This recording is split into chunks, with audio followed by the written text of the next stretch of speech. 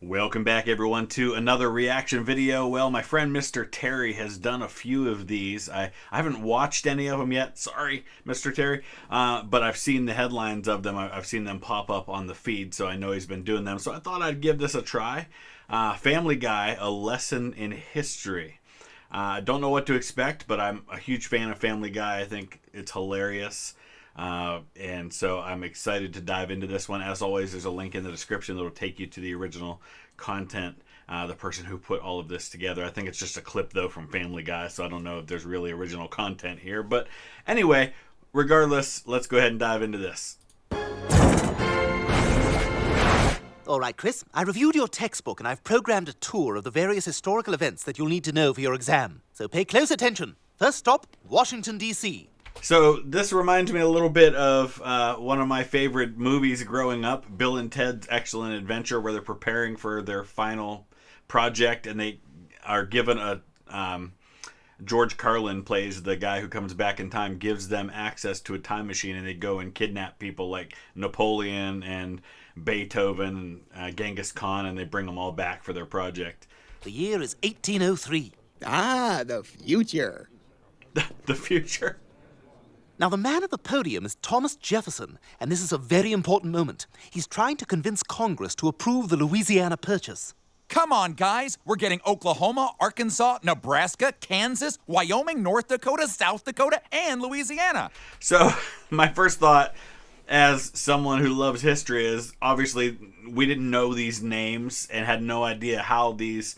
how the Louisiana Territory was going to be broken up into states. But yeah, it's basically, if you look at a map, you look at Louisiana, and then kind of funnel out in a triangle direction, everything north and west of there, almost all the way out to the Pacific Ocean.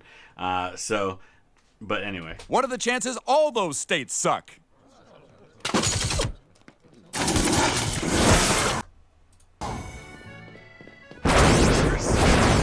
This is Paris, 1920. This bar is where famous American writers like Ernest Hemingway would go for a drink. Oh my God, there he is!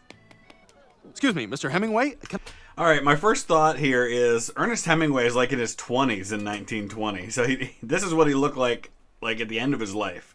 When he was close to, I think he was around 60 when he took his own life. But, all right. Can I have a beer with you? Sure. I love life and all the people in it. Thanks. And hey, as a fellow writer, I would love to talk to you about the craft.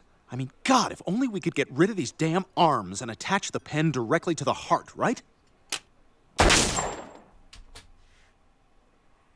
Okay, so Ernest Hemingway did take his own life with a double-barreled shotgun. I think it was like the early 60s. So it obviously didn't happen in 1920, and I don't think it happened in Paris. It happened in the U.S., but this guy experienced so much of history. You know, things like he was there during World War I. He was there during World War II. He was there for a lot of these events. And I don't know enough about his story to know exactly why he took his own life. I do know he was in, like, back-to-back plane crashes. Like, he was in a plane crash one day, and then he was in a plane crash again very soon after that. And there was a lot of pain involved, physical pain involved in that. That may have had something to do with it. Sad kind of footnote to that, his granddaughter was an actress, Margot Hemingway, and she took her own life when she was in her early 40s.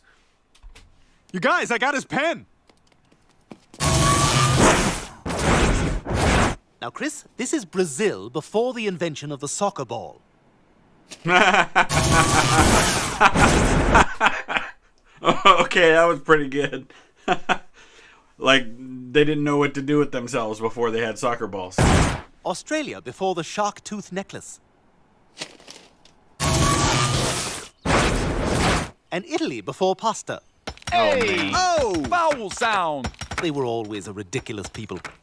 Hey, Family Guy, you're lucky I got a man of gut in the oven. That's the guy who just passed away in the last week or two, isn't it? I forget his name, but he was in Sopranos. I think he just died.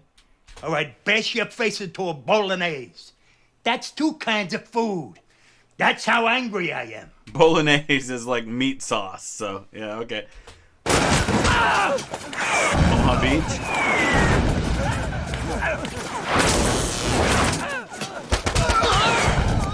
Oh my God, where are we? Omaha Beach, 1944.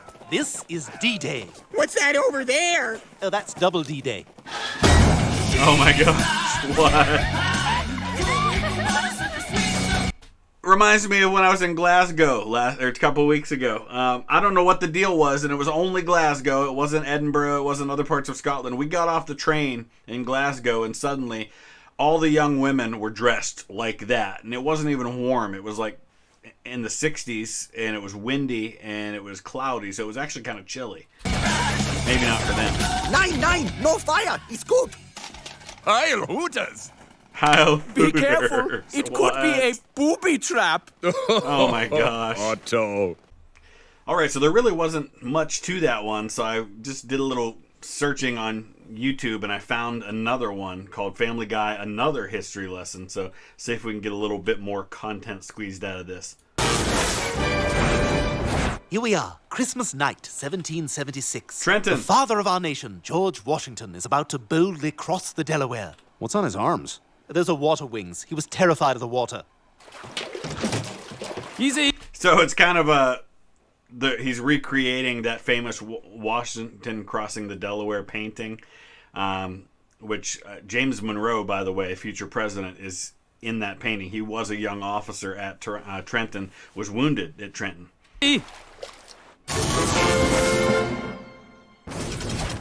All right, Chris, it's 1798, and we're in the home of Jane Austen. Jane Austen? I don't think she's on my history test, Stewie. Oh, I know. We're just here to release pent-up time travel thoughts. Awesome. Oh my gosh, what?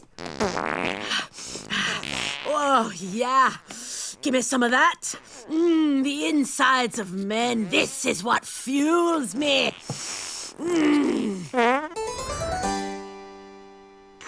That leads to her writing Pride and Prejudice. Anyway. Okay, time for some recent history. This is the 1990s. Oh, man. This is the entire 1990s? Yes. Listen, I was a teenager. I became an adult in the 90s. It wasn't quite that bad, but I will say this. The 70s and 80s had much better music. Of course, I think everybody thinks that, right? Isn't it basically that every one of us, the music we grew up listening to us becomes the best music that ever was? I think that's probably how it is. Russia? Wait a minute. Pre-Soviet Russia? This wasn't on the manifest. Yeah, this is kind of a personal thing. Hey, Pavlov, you dog-teasing dick! Oh. How's this for positive reinforcement? So I actually know something about this because, obviously, with my wife's background in psychology, but also I took some psychology courses, and Pavlov had to do with conditioned responses, and he would do these experiments with dogs where they would ring the bell every time it was time to eat, and then they found that just by ringing the bell, the dog would like start learning that the bell meant food, and it would respond even if there was no food. And it was kind of a psychology experiment about how we can grow up being conditioned for certain responses based on certain stimuli that happen. Brian beats the crap out of him. I love it. Oh, man.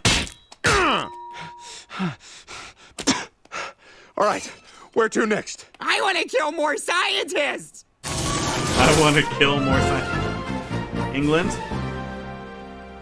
All right, Chris, that was the British Parliament, 1912. Next, I say, that looks like a young Charlie Chaplin.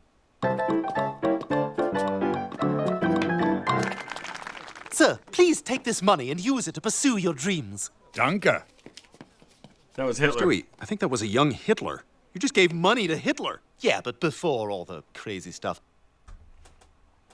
So as far as I know, I don't think he was ever in London, though I'm pretty sure his brother was, because he had a brother a half brother, who had a son who ended up an American, actually ended up in the U.S. Navy during World War II, and that son's, I think his sons have all settled in New York, have changed their name to Stuart Houston, and none of them have children. They're kind of letting that line die out. But so that was interesting. Okay, so maybe I took it a little bit too seriously, but that's just how I am. But I always thought Family Guy was kind of funny, even if some of the stuff's a little dark for me. But let me know your thoughts. Use the comment section below. I know there are a lot of other history jokes they have out there, but those are the ones I could find. So if you have suggestions, requests for other reactions you'd like me to do, let me know in the comment section below. Thanks.